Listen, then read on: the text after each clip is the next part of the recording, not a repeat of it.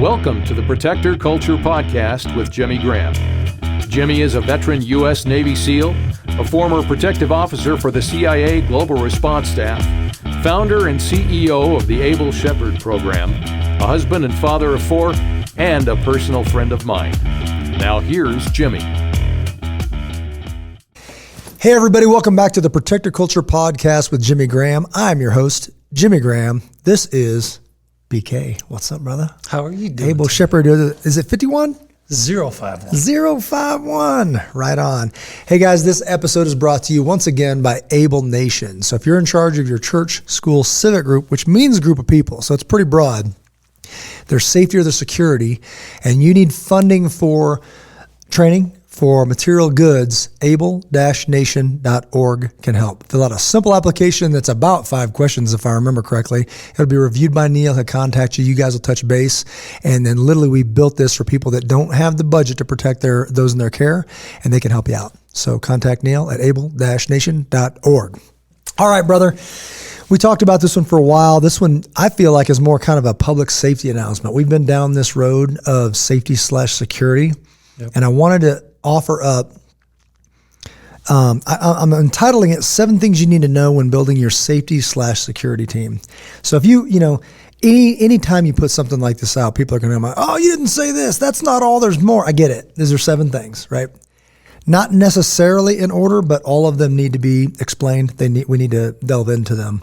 So now, when you say security team, are you saying maybe church, maybe business, or would it also apply in the house? That's a great question. I think that it's applicable to everybody, but right now we're getting kind of an onslaught of security teams, meaning that people, we predicted this when we started this company, right? Yep. Coming out of the professional services of, I'll call it bodyguard because people understand that. So protective services, when I dipped my toe in this, it just kind of exposed, and I'm not going to make a lot of friends on this one, because if you're law enforcement or your security, I want you to take this with a grain of salt, but there's only one truth, right, capital T? There's only one truth. When I looked into this, it is woefully behind, right? Not all law enforcement, so don't put down your stones just for a second and hear me out. The level on which most teams are training is woefully behind, and that's a disservice to our children. That bothered me enough to create a company to say, this is not okay with me, right? So when we say, all I'm really doing is offering something saying I've trained on a level of efficiency, nobody has enough time, nobody has enough money, right? Which means you need to make that count. So literally, we were just in here teaching a class. You saw the guys rolling out of here. If we can make it more efficient, that means more people will receive it. Well, who wins? The children do. But there is this wall of we got it. We know what we're doing. It's like, no, you don't. No, you don't. So as long as you're acting that way, like I tell people this way, the second we stop learning, we become dangerous, right? So if there's more to this and you have refused to continue to learn, you need to find a new job. I've told police that before. Like, Jimmy, you come in, I'm going to kill you, blah, blah, blah, because it's my job to do whatever. You need to find a new job. And I'll tell them to their face. Like, this, here's the deal. Our kids are losing at this. So I don't want to make this an us and them. In reality, you're on a team. You're on the same team as the police. If your goal is children should live and somebody else's goal is they should die, then you are in alignment with law enforcement, with first responders and all that. Now, I've heard law enforcement say, well, that's reckless because you don't have the training, all that other stuff. And I totally agree with that, unless you do have the training.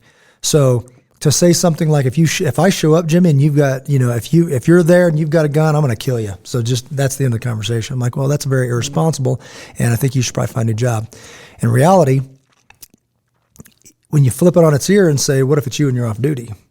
Well, I'm going, but I'm a cop. Right. Well, what if I'm trained equal or better than you? Should I defend my children? What if I call and you don't come because you guys are busy? Then can I defend my children? So it's a ridiculous conversation that if you put them in that seat, oh yeah, well that's me though. Right, yeah. Okay, well it's got to be. Well, and I see it that they might have I picture a playbook or a 3-ring binder where, say, police force. Yeah. They're going to have a much broader scope of training because I don't know about traffic laws. That's right. Vagrancy laws or whatever they may be. But inside my house, I do know what's my property, who are the people I'm protecting, and what's important to me. Right. And I think in one of your previous podcasts, you discussed not disarming, but not presenting yourself as a threat. Correct. When the police arrive on scene, you're making it very clear, hey, I'm the good guy.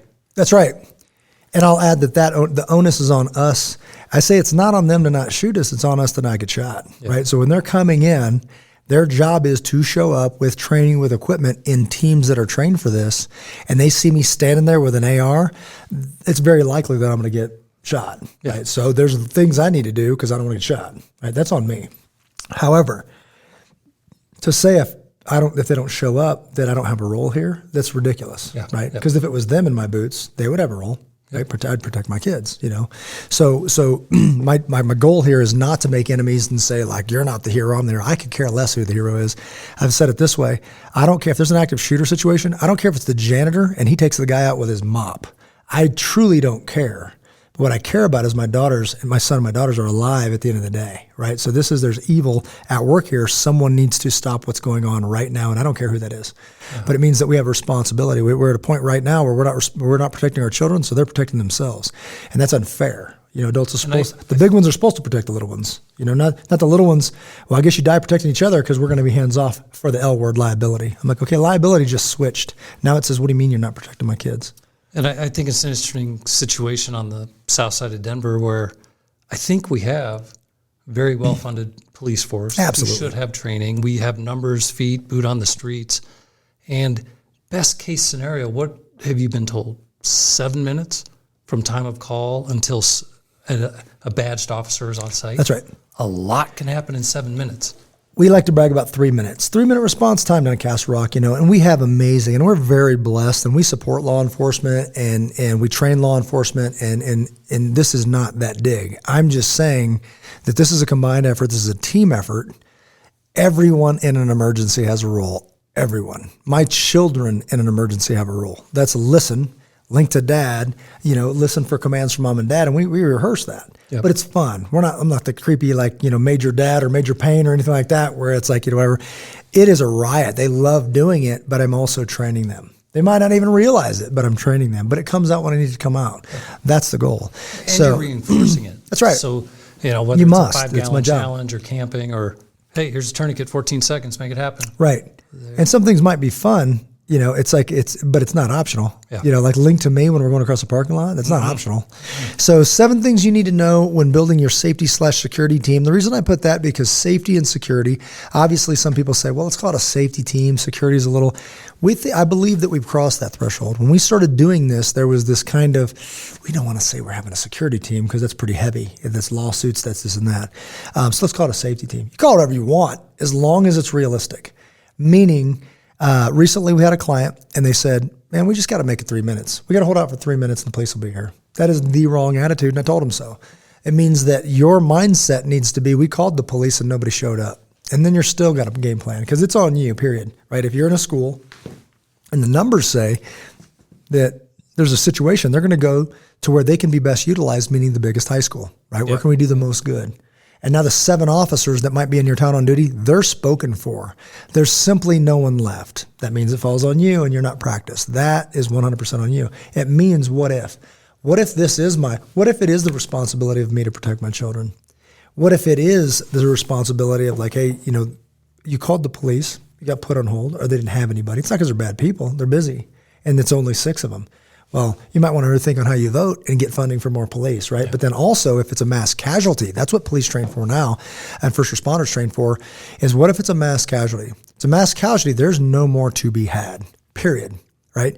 But then, this is not a new thing, this is an old thing. What about us? What if you have trained? Is it my responsibility to protect my children? Yeah, before it's the police's, it is actually to protect my children. So, if I can add value to that, there's a responsibility that goes with that. Yes, go add value, not be a problem. Yes, go into this building knowing that you're putting yourself at risk. Do you think I mind putting myself at risk if I think my daughters are going to die or Christian? If my kids are going to die, I'm like, I know that. Yep. Got 2 things at work here. 1, we called, you're not here. 2, these are my kids. I don't have a choice, right? Some people can say, well, I just sat out there for 20 minutes and I was just on hold. Okay, that's okay. You can do that. I'm not doing that. I'm going to go in there and see what I can figure out to try to make the situation better. So we'll get into it. The safety aspect of this is that I would say it's responsible to know what you're doing. A lot of people, I say they go into tactical training, but they skip the tactics. Yeah. Hey, let's go into entries. It's like, you don't even know how to handle this firearm yet. You know, you're putting the cart before the horse. So the 7 things was the first one is permissions or buy-in. I hear a lot of people saying, let's just talk about churches.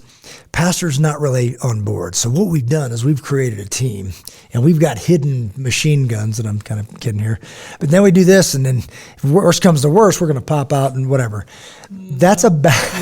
No. It's not so good, right? So I would say if it's that big of a deal, maybe find a new church, right? Yeah. And I get it. This pray about it thing, I think it's taken to the nth degree. If you think I don't pray before, during, and after most things that I do, and I'd be doing the same thing in an emergency, it's just I think that you're taking some Bible verses out of context. Meaning that I do believe when evil presents itself, that it is our job.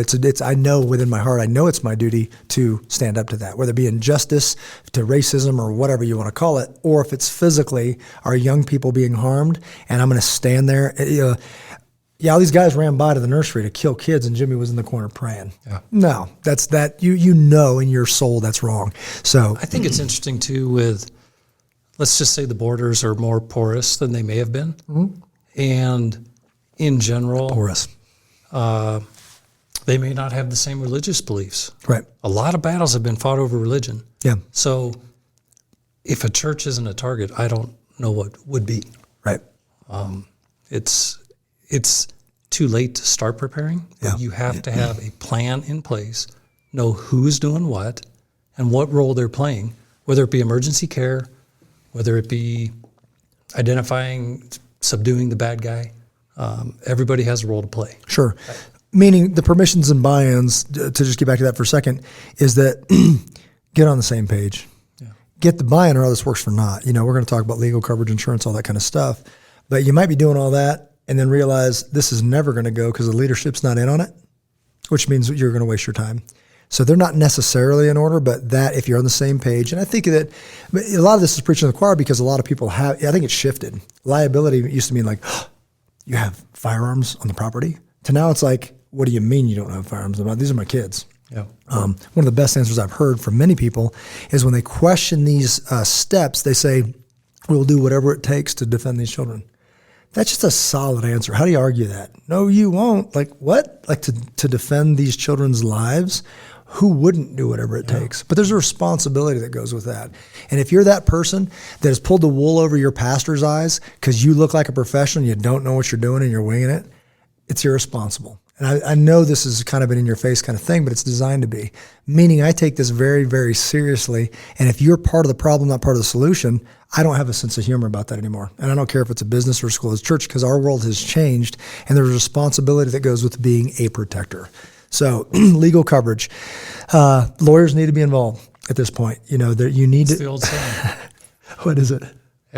Behind every bullet's a lawyer. Yeah. And we just had, U.S. Law Shield is who we actually work with and partner with to facilitate better coverages for our people. We just had them at one of our events and, brought in James Cook from down in Colorado Springs. Just a great deal for there's 4 new laws that affect me that I did not know until yesterday. Year. Yeah. Right. This year. Meaning, you could actually drive to the wrong spot, be breaking the law and not know it. So it's, again, that duty, it's on us to know that with that responsibility, with that role as a protector comes a lot of responsibility to stay on top of these things. So we want to check and make sure that legally we're on the right side of right. That leads to point 3. So permissions, buy-in, legal coverage, and then insurance coverage. So a lot of churches have a writer for the security team now. That didn't used to exist, but now they're saying you have people on the property. But I would be very careful about signing off on people where you don't have a standard. That goes into the training, which is going to be down the road, number 5. But it means on top of that, this prepaid legal concept. I really kind of blew it off a couple years ago. I'm like, you know what, really? This sounds a little jankety to me because I'm kind of that guy, everything's a scam till it isn't. Yeah, There's so much stuff out there, right? So I'm like, Then 2020 happened. And I really thought about it, and something as natural to me as just standing up for children, standing up to whatever. People are losing their minds, and this world has changed, and it was bad before COVID, and it was bad before shortages, and it was bad before all that stuff, meaning you don't know how many people are just hanging by a thread to make it through the day. They might be fully medicated just to get from breakfast to dinner. Yeah. And then you run across them, right? Now add COVID. Now add they just lost their job. Now add this nation just crumbling in front of their eyes and they don't like it, right? So now it really is a situation where you may find yourself, you don't pick it, but all of a sudden, here comes so-and-so, your family's here, and there's something going on here. One of these situations, as it was explained to me, how the legal system works could jeopardize my business, my livelihood, all of it. It could all be gone tomorrow because of me being the good guy, actually. So that's a big, big deal to me, meaning that now is it worth $11 a month, $12 a month? Absolutely. To have a lawyer come in and speak lawyer talk so Jimmy doesn't mess it up, just because I'm still kind of old school, like the cowboy, like, hey, just do the right thing. That is a pipe dream at this point, right? So you could be the good guy locked up in jail and lose your business. Yep. You could do everything correct. You say something like, hey, I had to because of this, but oh, you just admitted and it can be used against you in court. So now that whole, and I hate saying this, but, respect law enforcement, I'll support you, but here's this card, read this thing, and it says call my lawyer, right? And now it's a tactical move. And it's the same thing, by the way, that they do for law enforcement. If they shoot somebody in the line of duty and somebody asks them a question, somebody else steps in and says, no comment. Not a word, not a word, come with me.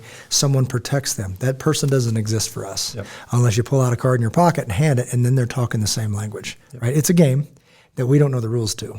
So I think it's a good idea. So now Absolutely. I went from is this hocus pocus to you better have it, right? And you skip a couple of Starbucks and it's a wash anyway, right? It's not expensive. So it's a good idea. So look at U.S. Law Shield, something like that. Insurance coverage, legal coverage, insurance coverage, not choosing your team. Choosing your team, I say it this way. Everybody knows that person that would, if your children are in danger, they would run up and do something about it, with or without a firearm, and lose their life doing it. Yep. That's the kind of people we're looking for. Other side of that coin. Everybody knows the person who's got 57 guns. How do you know that? Because they tell you every single day. They show you. They talk about their heroic deeds they've never done. Not your guy or gal, right? So I say, give me character, and I can teach the rest. You don't give me character, we start broken. Not a magician here. This isn't a magic show. Yeah. But if you give me character and they don't, Parker's a good example. He's not here, but he joins us on the podcast quite a bit. Kind of a natural. Yep. Didn't know he's a natural. Then he got into it. It's natural. Then all of a sudden he starts developing it. And all of a sudden you're like, man, you're really good at this. It actually, it impresses, I'm impressed daily the skills I see coming out of this program by people that don't have a background in this stuff. I didn't know where the ceiling was. I still don't. Yeah. But I'm surprised almost daily. I think one of the most important things I heard was it just takes one. One person stands up, somebody else will get up and follow them. But you have to take that first step. Yeah. I don't know if you saw this story, but horrific event on a Philadelphia commuter train. Young lady gets raped, and people are videotaping. Nobody stands up to do anything. How do you let that happen? Yeah. It's horrific, as you can make excuses in your head all day long when there's no real definition of good. We're doing some writing, I was with Steve today talking about working on a book, and we were talking about that. Like if you move the needle on where's good, and you can blur that line all you want, and that affects you, you're going to know later that's going to come back on you. That PTSD thing is a lot of times it wasn't something you did, it's something you allowed to be done, and you didn't do anything about it. Right? So, and it's all damaging. It's all divisive. So choosing your team means you find that character, and that person, obviously they have to have some kind of competence, some kind of, there's a physical aspect to this. And if they have that and you land that character, like this is the person, now you start investing time and money. You start broken, now you add time and money, it's going to be disappointing, right? Yeah. All right. And that's the hard part, quite frankly. Yeah, and if absolutely. Sometimes people use us to do that. Like, oh, that's a hard conversation. I'll have that conversation. Yeah. I'll run them through and say, you're not the person. It's like, that's the deal. Yeah. It's like, we have a standard. Here's a scale. They were here, you were here. Maybe next year, whatever, and I'll be very blunt and honest about it. Why? Because the kids win. The innocent people win. When we can't stand up and say, hey, there's a standard, you get what you get. And that's not a good answer. Okay, number 5 is training. So setting an applicable standard for all security/safety personnel. What does that mean? It means an applicable standard. So we've found that a lot of people say, what's your standard? We shoot sometimes. You shoot what? We shoot paper, like whatever. We go down the range, we go down the river, we shoot some cans, we do whatever. I'm not asking how you can shoot. I'm asking how you can do this job. It must be applicable. What's the thing you say you can do? I'm saying with a building full of people, and my heart's beating out of my chest, I can run down the hallway with a gun in my hand, enter a room, shoot a bad guy, not your daughter. Show me. All while being safe. All while being safe. Relatively. Safe's a relative word, but it just means... I meant handling the firearm. Sure. Right. Yep. Have you done it? Have I done what? Have you done the thing you just said? No, I shoot beer cans down at the river. How is that the same thing? So it blew me away that people were doing tactical training, but skipping the tactics. It means shooting. And then they go, Jimmy, we kick it up a notch. We walk, move, and shoot. Got it. I'm just saying that that's not the thing. I think in the professional world, the standard you set and the thing you're tested on are based on the actual job. Yeah. Like my accountant better be good at math. I'm not, but they better be. My plumber should know how to plumb. Is that a verb, to plumb? Whatever. It just means that you need to be able to do the thing that I'm paying you to do, that I'm counting on you to do, and that's not shooting paper, standing still. So there's a lot of things. There's discretion, there's shoot, don't shoot, there's all this other stuff. So it means an applicable standard is what is that standard, and you need to show me right now. And if you can't perform it, then you're simply not the person for the job. Safety culture. So under training, there's a safety culture. That means everybody has a role. We discussed that. Yep. My daughter has a role linked to me. She comes over, be quiet, she grabs hold, and she listens. Maybe that role is as the staff of your business, school, church. It's not likely you're going to do a full-on church training, right? Be very difficult, might send the wrong message. I get all that stuff. But your staff, you could. Like you said, somebody has to say something. Looks like this. Follow me, and you start running. Yep. On a Tuesday at the water cooler, people like, BK's lost his mind. But when you're scared and there's been gunshots and you say, follow me, guess what I'm doing? I'm going to follow you. Maybe you know something I don't. I do. I work here. I know where the exits are, and I'm going to head that way. You can come with if you want. And then off you go, right? So it takes that initial statement. And then also with that safety culture, if you have that, and I say rewarded. So have a stated and rewarded safety culture. It means Becky showed up early. Nobody was there. She noticed a broken door and a broken window and an open door. She didn't go in. She called the police. Okay. It ended up being nothing, whatever. Somebody forgot to close it and rock it. It's been broken for a week. But I want to reward her. I want to publicly say, good job, Becky.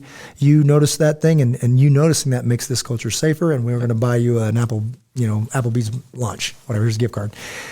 What it means is you're going to get more of it. So you reward the things you want more of. But now all of a sudden, I remember church I was at, we'd show up with my children. I would drive around the building. And with the kids, I would say, what do you guys see? And they're like, why is that trash there? Why is that gate open? Why is that door open? And you get literally like a security sweep of the perimeter times everybody that shows up on the security team. So 5 people have been around this building, 10 people have been around this building. Somebody goes, why is that door open? And the first thing you do when you get your radio on is go check out why that door is open. And if there's a reason, because somebody was loading off some stuff, whatever, okay, that's cool. But if there's not, we might not be alone here. Somebody got here before us and they're living in the back of this church. It's good to know before you walk in, especially as like a woman by yourself that's not expecting it, right? So there's things like that. That safety culture means it's everybody's job. It's not the safety team's job. It's everybody's job to make sure that our workspace is safe. We say the USA standard. You mentioned that, uniform, safe, and accurate. Uniform, safe, and accurate. So we created an acronym, the USA standard, uniform, safe, and accurate. Now, if you're not talking firearms, it means uniform, same page. Safe, is it safe? And accurate meaning correct. If you're using firearms, it means uniform, same page. Safe, are you safe firearms handling? And then accurate meaning, can you hit anything? But that's under stress for time. Yep. So we want to make sure that it's repeatable. And then you have to actually show me. So that USA standard, that's what sets us apart. And to me, that is the answer. If you can't get that, you start broken.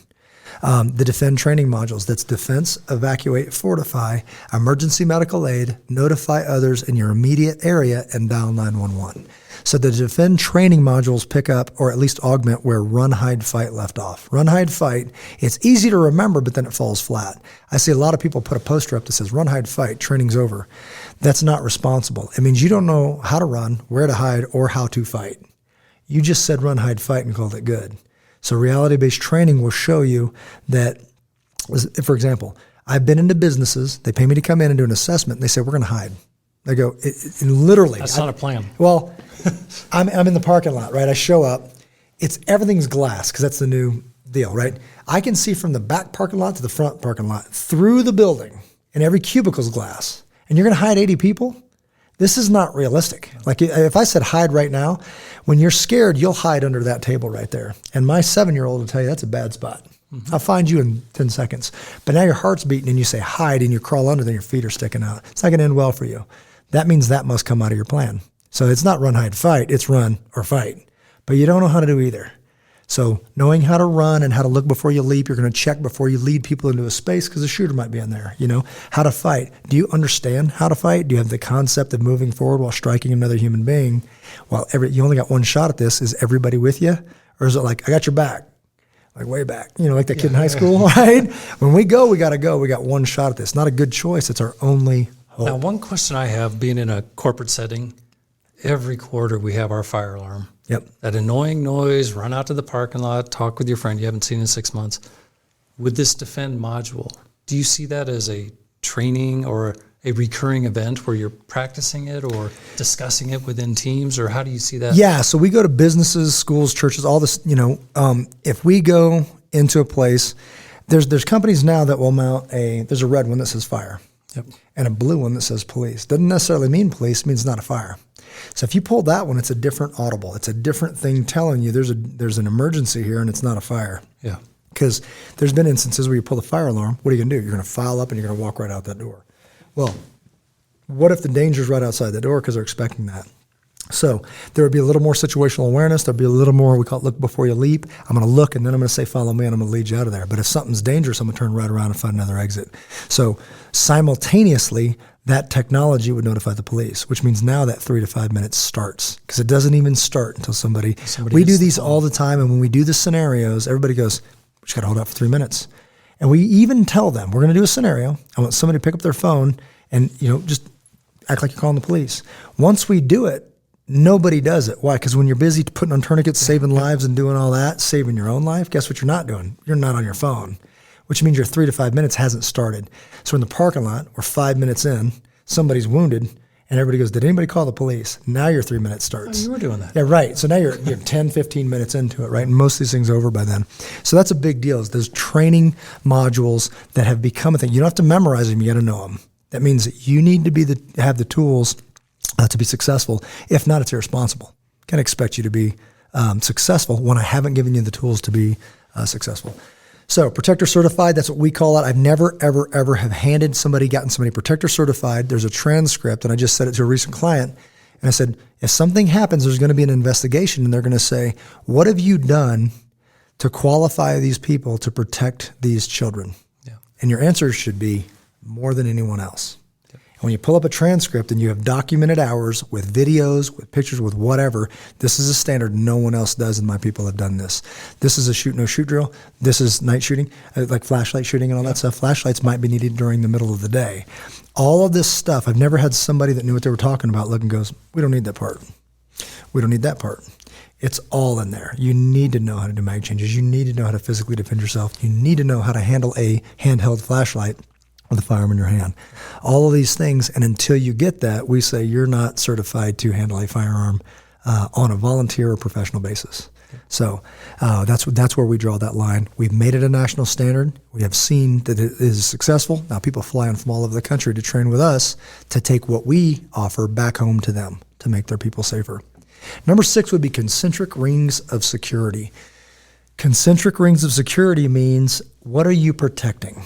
And I went into a business recently, and they had chemicals, and they had people, and there's just a lot of stuff going on with a very large business, and they had distribution, and they had docks, and they had all this stuff. So what are we protecting today? I expected the chemicals, at least to be in the discussion. They looked at me and they thought, they had never thought of it, and they go, our people. It's a good answer, okay? People. Your people, okay? So where's our perimeter around the people? Because concentric means there's rings going out getting bigger, but the rings must start with what is our goal to protect. Now, maybe it's many things, and that's okay. But if we put a circle around BK, Those concentric rings go out further. What do those rings mean? It means if BK's in danger, BK needs to know he's in danger. If he's typing and he looks up and somebody's standing there like this, something broke. You're on this ring. I'd rather know on this ring, right? Yep. So now if is it possible to know something's wrong? We have a situation when somebody's on the property. Maybe not. Right? We don't control the perimeter. What about the actual physical building? Well, we got loading docks. They're open all day because people are coming and going. What about the wall from the docks into the actual workspaces? Yeah, those we could key fob. Now, are these rings human resources or can they be technology? Perimeter sensors, video cameras? Excellent question. Now, we always say invest in your people first. Yeah. Why? Because technology exists to make human responses more effective. What's going to happen? If we play out any scenario that goes bad, who's going to fix this? A human. People. Yeah. Right? It might be a SWAT team with guns. It might be a good Samaritan with a tourniquet. You fill in the blank, but it's always going to be a human being. Technology is not a replacement for human beings. Yeah. Technology exists to make human beings more effective, right? So it means I'm going to spend $100,000 on cameras. What do cameras do? They film who got killed. Yep. That's just as blunt as I can put it. If they have power. They're not bad. Now, there are other, I don't want to sell them short because there are some sexual assault cases that weren't cases and they were fake and the camera saved somebody's life. Right? Man, I was about to be a sexual predator, but then the truth came out and no, I'm not. That's a big deal. So we can't bypass that. I'm talking about worst case scenario. We must start with worst case scenario because everything else, anything other than that, we have some wiggle room, but we don't have wiggle room on worst case scenario, right? Mass casualty, somebody comes in blasting and it's multiple people, whatever, then we can't get that one wrong. And then we back out from there.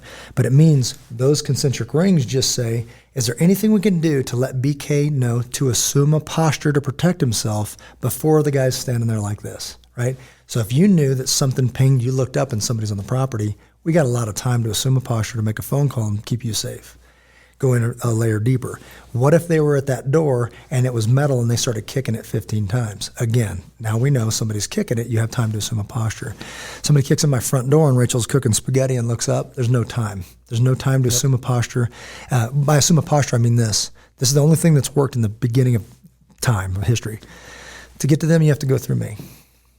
And it doesn't matter if I'm sitting there with a rock, with my karate hands, with a pistol, with a rifle, with a sword. It doesn't matter. It just means to get to them, you have to go through me.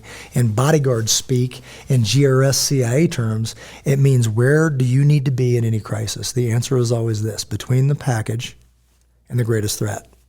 There's a dotted line. My first thing I do is stand here. Yep. Then I defend myself, and in doing so, I defend my kids. So that posture needs to be understood. Most people skip all that and they just go right to shooting cans. No, that's not this deal. So I think it's very, very responsible to understand if you don't know what you're protecting, you can't even begin this conversation because you don't even know where to set your layers, right? And I've seen people run a schematic on a building and say, here, here, here. You're assuming you know that it's coming through the front door. What happens when it happens inside? You might as well wad that up and throw it in the trash. So to have people that are capable on the property, making sure they're on the property, that are problem solvers, and then a problem shows up and they solve it. And maybe it's not textbook because here's the secret that nobody wants to hear. It's never textbook. It will never, ever be the thing you expected, right? So what fixes that? Problem solvers. Like train BK, pray to God he's on the property. Actually work out a deal to have him on the property a bunch. Something goes bad, he shows up, fixes it, done. That's what we're hoping for. That's the goal. I placed them here, here, here, and there. Yes, you can play the numbers and do that, and it's a good start. In reality, he might have to come over here and fix it because we don't know where it starts. So concentric rings of security, you must start there to know what you're protecting and define that and move outboard from there.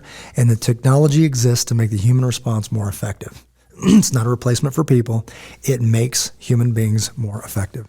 Last one, number 7, is sustainment. So once you get your people, you get your permissions, you get your legal and all these. Well, I'll go through them. Permissions or buy-in, your legal coverage, your insurance coverage. You choose your team. You start training an applicable standard. Talking about USA standard, talking about everyone has a role. And I don't just want to talk about the people that are going to run in and save the day. I'm talking about everyone has a role. So to get the people on your staff, stop the bleed training. Yep. What is it? It's an hour, 2 with scenarios. Stop the bleed. And AED. Anybody can get that. So you're hiding in a closet, a little girl runs in and she's bleeding bad. If you know your stuff, you just saved her life. If you don't, you didn't. That's the deal, right? And I don't want to miss this either, that every part of this can be enjoyable and can be a team building experience, right? We have people that come, I do these crazy team, you know I do team building stuff and it's crazy. Some of this stuff, I just did a leadership talk. We have a lot of fun. We say very serious, very heavy material. We approach it very lightly because if I'm going to be a part of it, it's going to be fun. So the last one's sustainment. So after you've got all this, permissions, legal coverage, insurance coverage, choosing your team, training, concentric rings of security, now it's sustainment. Sustainment can be a binder if you're old school. We see a lot of old school bind security. I know you like binders, or a spreadsheet, right? It just means that you should have a spreadsheet with all the names of your people. And let's just go with binder because it's easy to articulate. If you've got a binder and this one says Jimmy Graham, I'm going to flip that page and there's going to be a protector certified certificate in there that expires in 6 months. You're going to retest. You're going to have to do this, prove again that you're capable of doing this job. And then behind that, you're going to have any kind of certificate or any kind of coverage or any kind of whatever under the one that says Jimmy Graham. And then the next one's going to say Brian Karch. The next one's going to say whatever. But the top one's going to be who's on my team, what are their names, and when does their deal expire, right? So I created this program based on my experience in SEAL team and the CIA as a protective officer. It's my program. I have to requalify every 6 months. Everybody does to be current. Why? This is why we do research. Our bodies change. I didn't have to use these guys, and now I do, right? If I throw out my back, and this is like, so let's just talk about GRS. Or maybe fell off a motorcycle. Or I fall off a motorcycle in the desert, right? If I can't do the thing that I say that I can do, then I shouldn't be on the team. If I just got a surgery and I can't walk 10 feet, you can't expect me to run 100 yards. So I'm not on the team. Doesn't mean I'm worthless. It means I'm going to get another job, and maybe I'm a greeter, and maybe I have a radio, and maybe I report to the able-bodied security folks saying there's a problem, and then they come. But I got to be honest about that, and I got to admit it, or else the overall loses, the team loses. So if I threw out my back and I got a surgery and then I fake it and then you send me to Benghazi, Libya, and something breaks out, you didn't hook up Jimmy, you screwed a team. So that's the concept. So every 6 months, can you shoot this? Yes. Can you walk across the room? Yes. Can you, sometimes it's carry a physical load? Yes. Why? Because you're saying you can do that in extreme situations. So that's a good way to maintain that binder.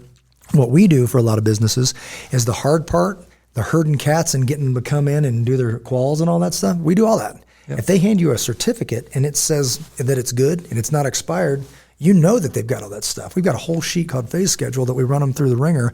And if they do that, they've done more than anybody in this town. And I can prove that to you. The other thing, I've got to say this because it's not always businesses. It wouldn't apply as much to businesses and schools. But if you're a church, don't miss the ministry part of this. It's already tied in. If these people are on your team, it's already grabbed a part of their DNA to get them as a protector. It's the easiest ministry to run, meaning you don't have to show up 30 minutes and all huddle up and pray because you got radios. I've been on teams where I'm like, Father God, thank you for this amazing opportunity to protect this, blah, blah, blah. And I say my little prayer. I click off. I'm still watching my heads up and you start hearing, amen, amen, amen. You know, like all, amen. So from all over campus, they're already in position and you've got that communication. What I always look at best case, worst case. Best case scenario, worst case scenario, something bad happens and you're prepared. Best case, nothing ever happens. You create a community that shoots together, that hangs out together, that goes and does hikes together, that checks out gear together, they do barbecues together and all that kind of stuff. So it's easy. And you've already got that in to a thing that speaks to them, and that's being a protector. For those 7, I'll repeat them: permissions, buy-in, legal coverage, insurance coverage, choosing your team, training, and setting that standard, concentric rings of security, and sustainment. Yeah, the questions I have are maybe personal and applicable to, like, I work in a corporation. Where do I start? You know, HR in general is not going to say, hey, have a bunch of trained people running around, right? But how do I bring up the topic of a defend plan? How do we get people who are interested into training? And then maybe the second part of that, even too, around the house. How do you get the family up to speed for the door comes flying in and spaghetti's being made? And you're absolutely right. So HR would be the place to start. If you have a relationship with your boss, to bring that up. I've dealt with companies before, and the reason they called me is why? Because they've heard from 50 people. Everybody came over like, hey man, what are we doing for this? I know that there was there's people breaking into cars. Like I've had one company that said, every day I walked out the back lot, I was just praying my car was still there. right? You can't not hear that. Like if somebody says that, you're like, our people don't even know if their car's going to be there in downtown Denver. This is a problem, right? So then that A leads to B leads to C, and now it's on them to do it. Because what's heard can't be unheard. You mean to tell me 50 people complained up into this person's assault and you did nothing? Right? So the L word goes both ways, right? At some point, the real world shows, you tail doesn't wag the dog. The real world is saying it's time to open our eyes to this stuff. So if you say, well, liability is flipped. Now if you're not doing anything, now you're liable. Why? Because the world told you it's turning more dangerous. Yet you did nothing. Yet you stayed seated. So that's a good question. And I know that, and I firmly believe, I'm working right now with some amazing individuals saying, what do schools look like in the future? Yeah. Right? Not just architecturally, but everything. Like, what's the curriculum? If this is all wrong curriculum, what's the right one? If this is the wrong way to set up a building, what's the right one? Whose job is it to protect these kids? If it's the community, then the community should be built into this module. And I've got a professional architect working right now, thousands of dollars going into this to get a 3D rendering of what does that look like. And I've showed it to politicians, investors, all this stuff. And they go, that would work. I go, no, it would work. Let's go do it. Because Colorado and it should be Colorado because we've had a bad track record. You were telling me that, has it affected you? Yeah, it's that one caught me off guard because I was had friends that were involved in the Columbine shooting. Mm-hmm. I remember exactly where I was on the highway the day it happened, and lost somebody's daughter in that tragic event. And then the STEM school shooting was, if I had to guess, less than 2 miles from my house, less than walking distance from our chiropractor, right? Mm-hmm. Right down the street. Wow. And then trying to think, there was another one, and it's not coming to me right now, but I'll remember it. Arapahoe High School? Oh, Arapahoe High School, movie theater. Neighbor. Yeah. Next door neighbor. She was caught in that. We had to go pick her up. Her dad was unavailable, and we're like, we'll be right there. And STEM, that's all right there in that area you're talking about. But yeah, Arapahoe High School, I was training a SWAT team and patrol kind of class in Uray, and I got a call from a teacher, and they said we have an active situation. To me, active situation must mean something different than this person because they were just saying that we've had some threats made, right? This is from the Arapahoe High School. A police officer on the East Coast had given my information to a local teacher. They called, reached out. I said, yes, absolutely. Let me know what we can do to help you. In that interim where I didn't get a call back, that's when the shooter came back, killed a young lady, beautiful young lady, Claire Davis. So horrible stuff, but it's very real here in Colorado. I thought of the other thing. My son was in high school a year ago, and he was telling me how the security team in their golf carts pulled up and cornered a guy walking straight down to the front door of the high school with a rifle over his shoulder. Right here in Parker, Colorado. Yeah, when that's your son, that's a different story, right? And that really caught me off guard. Yeah. I'm like, what is happening around here? Local hero in this community, Kendrick Castillo. Yeah, down the street. I was right down the road when that happened. Didn't know. At the movies, went back, all that stuff. John's a friend of the program, friend of mine. It's just horrible. It's just bad. At that point in time, and I want to put this in context, I do care. To say I don't care about why the kid's there, I do care. But the second he walks in and he wants to harm innocent children, I don't care about the backstory. I don't care about your dad. I don't care about your uncle. I don't care about the way you were raised. Now you've made a decision.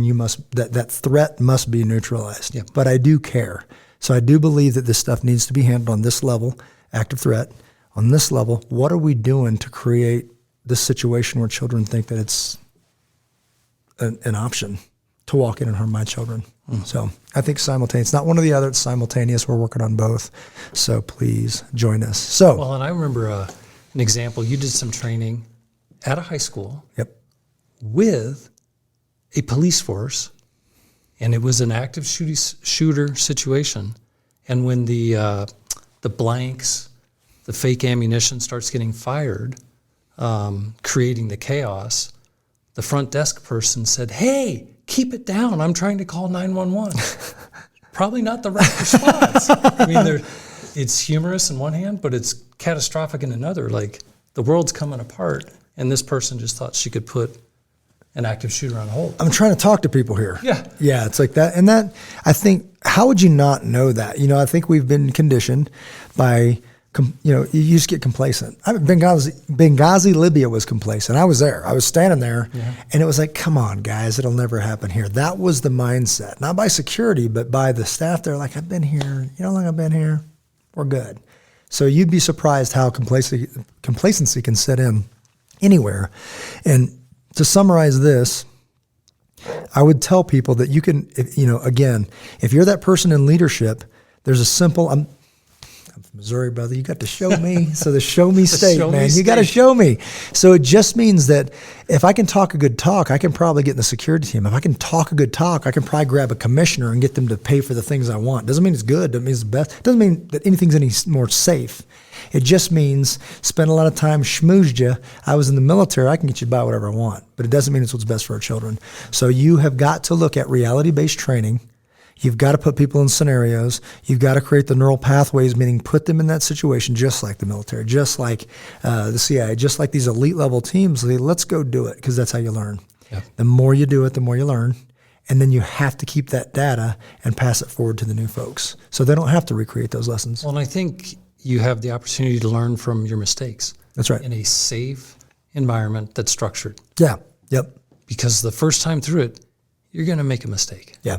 And don't be afraid, and don't hide your mistakes. I tell people this almost daily. Yeah. Let's go mess up. Yeah. Let's go in there and mess up. Let's take good data.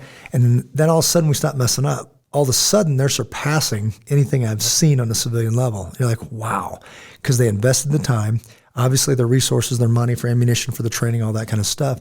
But now all of a sudden there's this confidence that comes in. And I truly believe we're making communities safer. Absolutely. That doesn't just mean your workplace. This stuff goes home with you.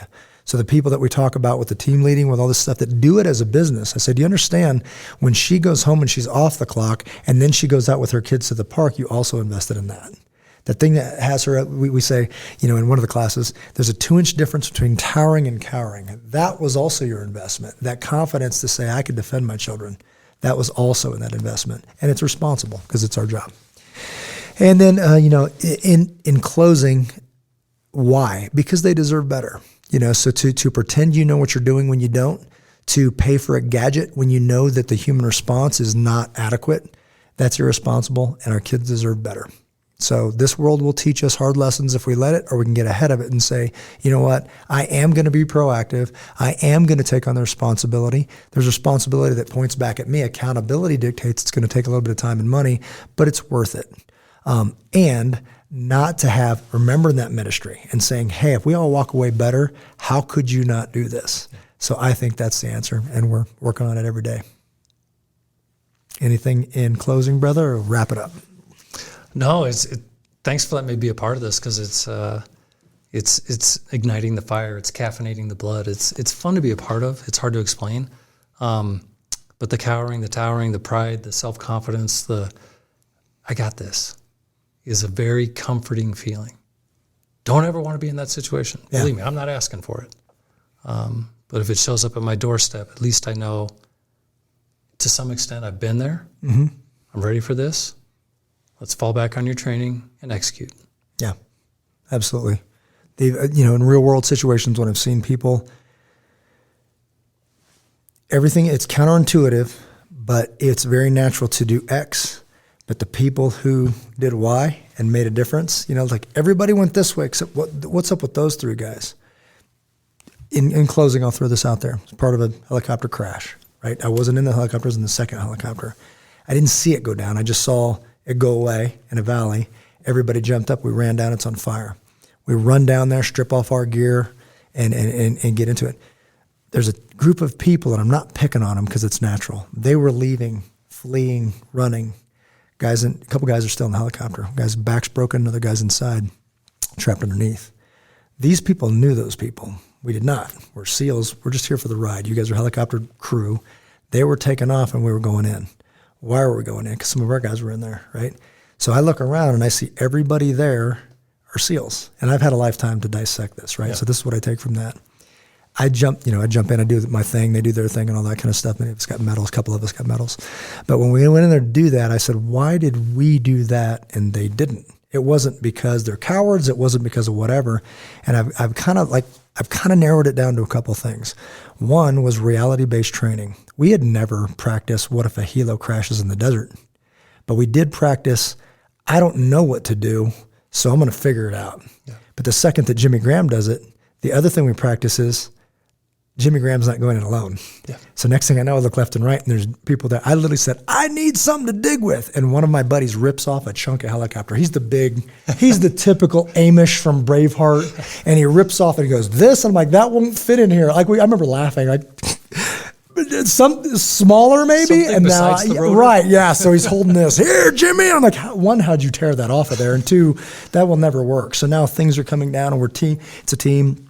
And people are saying it's going to blow up, which is not a good thing to hear when you're underneath a craft that you don't know the status of it, right? But I'm proud of that. I'm proud of that in that it was a horrible situation. But the thing was, I don't know what to do, but I can't do nothing. So I'm going to go try to figure this out. And I look left and right, and these guys are like, you're not figuring it out alone, right? So that thing, the neural pathways, that were built up. I've never been down this road, but I've been down uncertainty. And that's when you had to grit your teeth and figure it out. And I've also been down that thing with right, wrong, or indifferent. You're not going by yourself. Yep. And that I'm proud of. So that's cool. So I think that is the answer. So thank you, brother. Appreciate you, man. Thanks for all your hard work and everything making this all possible. Again, more of a public safety announcement because I think it's time. I think it's time we face this. Do your part. If you have questions, please let us know. I know we're sharing a bit of the playbook, but at the end of the day, the more people that start, if you start broken, you're just broken. Yep. But if you start on a foundation and start building up, the answer is going to be a safer community, safer kids. So that's our goal. So please check us out. The training program's ableshepherd.com. That's ABLESHEPHERD. On Facebook, you can check out Jimmy Graham. There's a picture of me sitting on a tailgate. I don't even know who took that picture. I'm sitting there drinking coffee. My son's right next to me. That's the main little picture you see there. And obviously the Able Shepherd Facebook page has our crook and shield. So it's going to be a shield with a shepherd's crook in the middle. Comes from 1 Peter 5:2-4. StandInTheGapInitiative.com is the initiative where, again, free resources. That's not me. That's the community that have made things, preparation on food, on ammunition, on radios, anything that you would need. There's just a bank of it. Go under readiness. Look for the shared Google Drive. Take anything you want, make your community safer. Protectorculture.com is where the magic happens. You can watch this video. So if you're listening to audio, there's also a video, and you get to see this handsome face and the guy next to him. If you're watching the video, a lot of people listen to it again while driving. Got to say Perry Saul's name. Perry Saul. Perry Saul watches it 4 times, I think. And then, again, special thanks to our sponsors.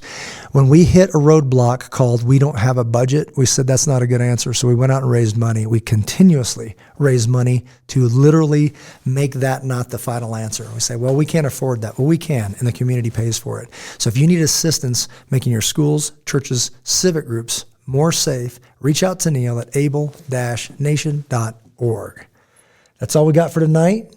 Appreciate you guys. Love you all. Till we see you again. Take care of one another.